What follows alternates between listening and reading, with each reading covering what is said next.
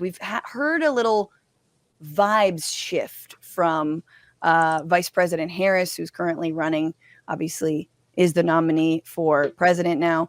So last week she was in Michigan and she told a group of protesters if they keep talking like that, they're going to get Donald Trump elected. They were saying, we won't vote for genocide. Kamala, you can't hide. We won't vote for genocide, which is an interesting edit to the we charge you with genocide.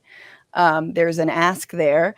And then she had this to say in Arizona because she switched up her tune a little bit. There's a protest and she notice how she's actually got notes. So just notice the notes. Governor, but you'll soon get to know his wife, Gwen, to whom, you know what? Hold on a second. Hold on, everybody. Hold on. Here's the thing. We are all in here together. I'm told an extraordinary number of folks who are here together because we love our country. We're here to fight for our democracy.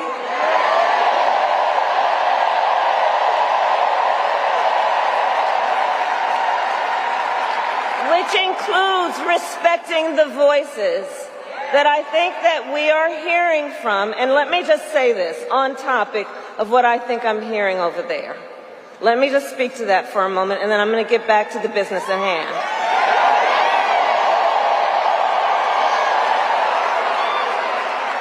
So let me say, I have been clear. Now is the time to get a ceasefire deal and get the hostage deal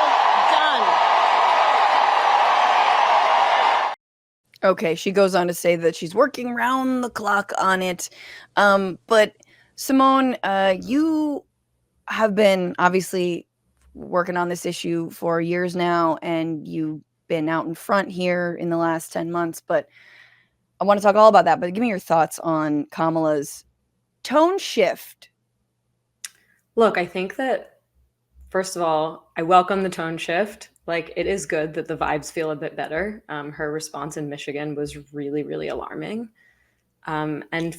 And for anybody who's worked on this issue, followed this issue for many years, we know that American politicians so often pay lip service to making a change in policy and then don't actually follow through on it. So I think it's important that, protesters are out there, are pushing her. I think it is essential. Like, I thought that was a really reassuring comment that she made. Mm-hmm. And I think that it makes sense that people are going to keep protesting her and going to keep trying to push the campaign around this, because we've seen, U.S. officials, wring their hands in public, say, we really hope there would be a ceasefire. If only somebody could help make that happen, as if they're not the ones sending the Israeli government weapons. Yes. And as if they're not the ones like helping ensure that this situation keeps getting worse and worse. Just this week, $3.5 billion to Israel to spend on U.S. weapons and military equipment months after Congress appropriated. There was like a bigger chunk of that. 3.5 used to be sort of the average a year, not in wartime or genocide time. Now we're just kind of releasing that, as a part of however big of the package it was. It's just wild. So I think a lot of people are seeing, I see a range of this. It's just vibes. Vibes aren't enough. And I agree. You see like Joanne Reed today, basically like, that's not enough. I'm like, oh, damn, girl, I guess she's got job security because, they are, would otherwise fire someone over saying that on MSNBC. But yeah, I think that it was alarming that she had to look at her notes to me in that part, but it's good. And even better is that the crowd cheered, that ceasefire is so mainstream to the point where I think, as you rightly said, the ask is now weapons embargo, because that is the only thing that would stop Israel. Yeah, I mean, I think that what the uncommitted movement is saying is that stopping the genocide and winning the elections are not mutually exclusive goals. Yeah. Right. And, there is clearly a very significant segment of the Democratic base that is just rightly horrified by watching, Palestinian children being ripped apart on our phone screens every day for the last 10 months and want the party to shift course. And I don't think that they are, over 1 million nearly 1 million people voted uncommitted in the primaries. We see polling regularly showing that young people, want not just a ceasefire, but, want the US to stop sending weapons to Israel. These are not fringe positions anymore. Yeah. Well, tell me about that, because tell me about, before we get into your story, and I do want to ask you about being part of IfNotNow in this time, right? Has your membership grown? Has your membership changed? And I think, to me, the biggest storyline is how little American Jews who are against this genocide have been centered by our news media. Despite leading the charge for peace, a lot of the headlines we see are Jews concerned, Jews worried. And you're like, but who? But who actually? If we're not speaking in monoliths here, you turn out it's like 2 billionaires or one college kid. But so I guess, what is that feeling that protest after protest and demo after demo, that American Jews who stand against this are still not being heard? Look, I mean, I'm not totally surprised that this is happening. Like, first of all, it's, a core component of the public relations strategy of the Israeli government to claim to be acting on behalf of the safety and well-being of Jews around the world, right?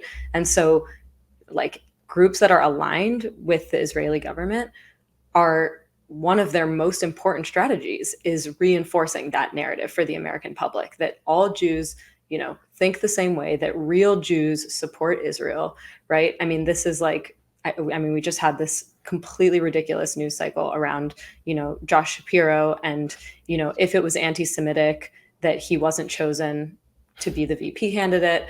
I could go pretty deep into this story and just like the anatomy of like how that whole story was manufactured.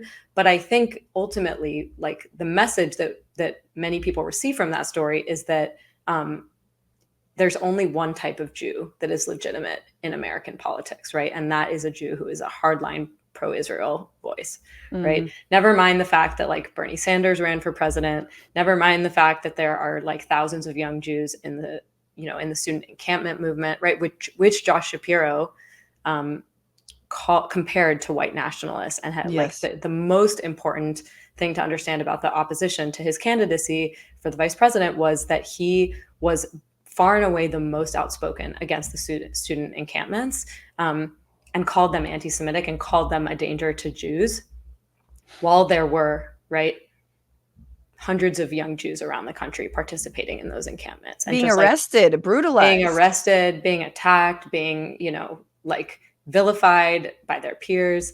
I mean, yeah, the whole point is that, it's like the cheapest joke in the book, like, 2 Jews, 3 opinions. But like, that is the fact that, like, our community is incredibly diverse, like any other community.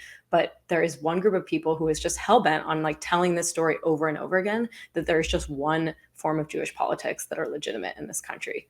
What's going on, Frantifa? If you haven't already, subscribe to this channel right now. Hit that button. And also, you can become a patron and support the show every single week. Get access to bonus episodes and exclusive merchandise. Patreon.com/Bitchuation Room. Do it.